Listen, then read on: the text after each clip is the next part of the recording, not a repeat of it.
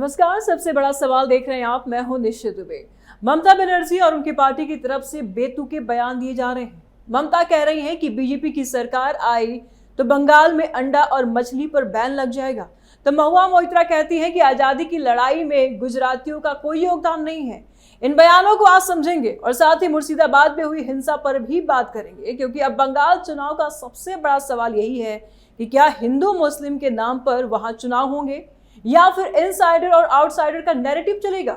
इस पर चर्चा के लिए हमारे साथ मौजूद हैं कैपिटल टीवी के editor in chief doctor Manish Kumar. बहुत बहुत स्वागत है सर आपका। धन्यवाद। बंगाल चुनाव में सिर्फ नैरेटिव चलेगा या हिंदू मुस्लिम चलेगा? देखिए, मुझे लग रहा है कि जब आप युद्ध हार गए, अस्त्र शस्त्र आपके काम नहीं कर रहे हैं, तो पत्थरबाजी शुरू कर दो, गालियां देना शुरू कर दो, बेतुकी बातें शुरू कर दो। ममता बनर्जी को पता नहीं क्या ख्वाब में किसी ने आकर के कह गया कि बीजेपी आएगी तो मछली पे बैन लग जाएगा। मतलब आप इस स्तर पे चले जाओगे। इस स्तर पे जाने का मतलब यह है कि ममता बनर्जी चुनाव हार रही है, एंड शी नोज इट। वो कहते हैं डूबते को तिनके का सहारा। एंटी इनकम्बेंसी इतना जबरदस्त है कि ममता बनर्जी अब अफवाहों का सहारा ले रही है। कोई और बोलता तो बात समझ में आती। भाई, भारतीय जनता पार्टी के लोग मछली नहीं खाते, ये किसने कह दिया? और भारतीय जनता पार्टी के उम्मीदवारों को और उनके नेताओं को हर जगह जा जा करके मछली खाओ, मछली बांटना शुरू कर दो। फिर क्या करेंगे आप? शुभेंदु अधिकारी मछली नहीं खाते क्या? दिलीप घोष मछली नहीं खाते?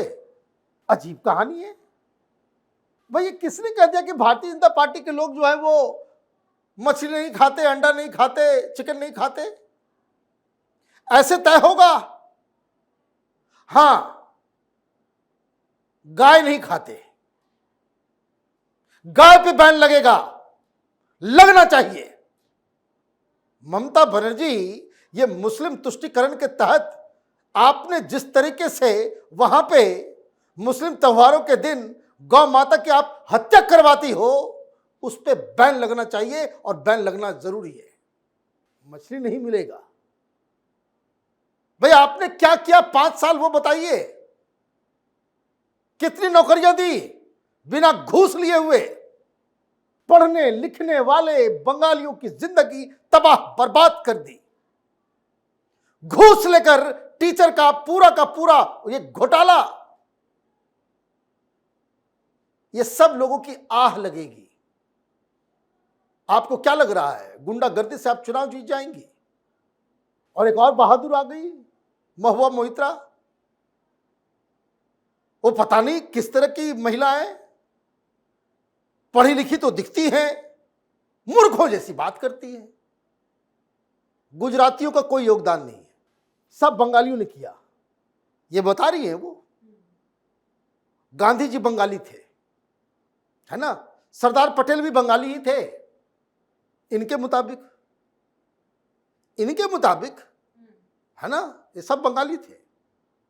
नेहरू भी बंगाली थे, है ना? मतलब आपको क्या लग रहा है, बंगाल की जनता को आपने मूर्ख समझ लिया? बंगाल की जनता को आपने मूर्ख समझ लिया क्या? मैं बंगाल में था, मेरे वीडियोस में हमने एक बात कही थी, और यू मार्क माय वर्ड, जो हाल लालू यादव का हुआ, ममता बनर्जी का वही हाल इस चुनाव में होगा। ये लालू यादव इसी तरीके से बिहारियों को जो है मूर्ख समझते थे। किस गर्त में पहुंचा हुआ है वो आदमी, वो आप देखिए। ममता बनर्जी उसी ढर्रे पे चली गई है। क्यों कह रही है ये सब? ये महुआ मोइत्रा ये दरअसल ये कहना चाह रही है कि भाई इनसाइडर आउटसाइडर। पिछली बार यही प्रपंच चला था ना कि बाहर से आदमी आ जाता है, ये यूपी बिहार, ये गुजरात का आदमी आ जाता है इधर, तुमको बांग्ला मालूम नहीं, बंगाल के बारे में कुछ मालूम नहीं, मोदी जी से पूछती थी तुम ही बांग्ला जानो, तुम ही बांग्ला कल्चर जानो। ये बंगालियों को भ्रमित करने के लिए, ओ वहां बंगाली भी समझ ये बात तो सही है, वो बाहर का आदमी है। अरे भाई, गुजराती को तुमने क्यों उठा के लाई? वाई? मुर्शिदाबाद का सांसद कौन है? वो क्रिकेटर पठान को आपने गुजरात से ही तो ट्रांसपोर्ट किया। वो बंगाली है क्या? वो बंगाली है।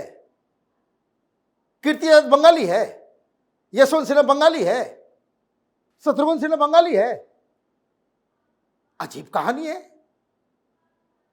मतलब आपने ये सोच तय कर लिया है कि बंगाल की जनता महामूर्ख है, कि जो आपके इन तिकड़म बाजी को जो है वो समझ नहीं पाएगी, कुछ भी झूठ बोल करके निकल लाओ।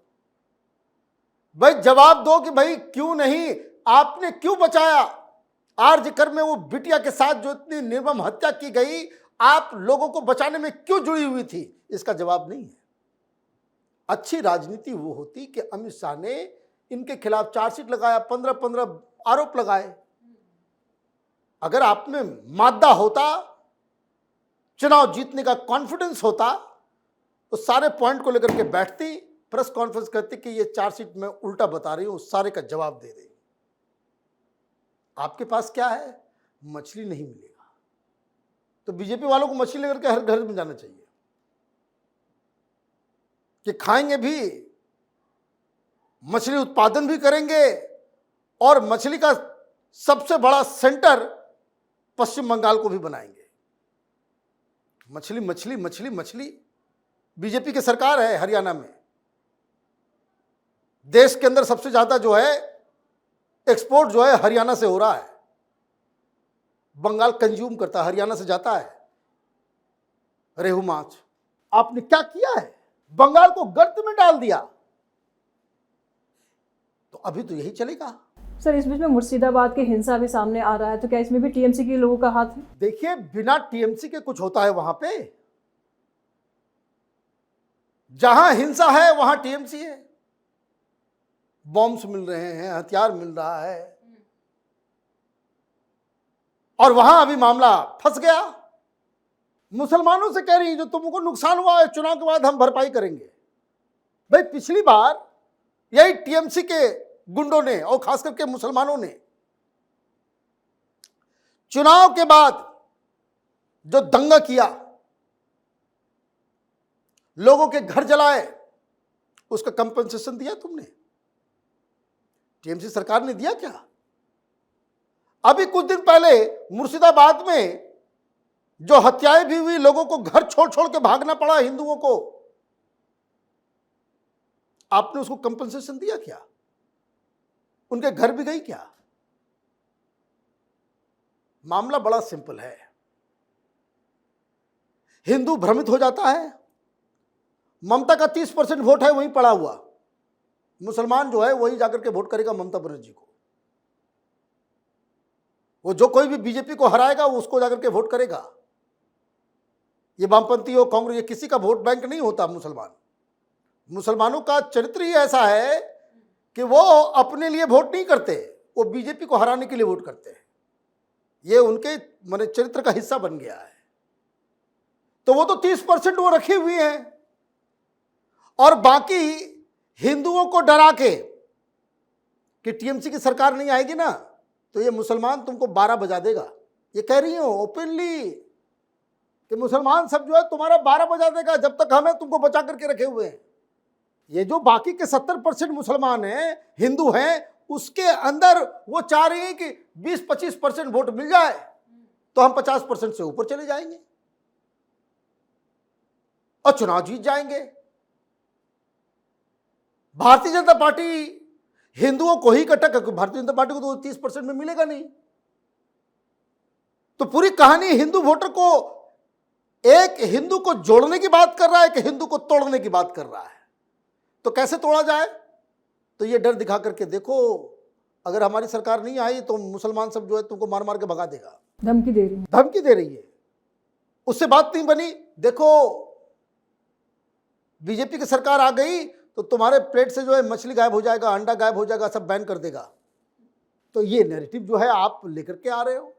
तो बंगाल की जनता को तय करना है कि यही सिस्टम में रहना है, इसी सरकार में रहना है, इसी तरीके से देश में सबसे फिसड्डी बन करके रहना है।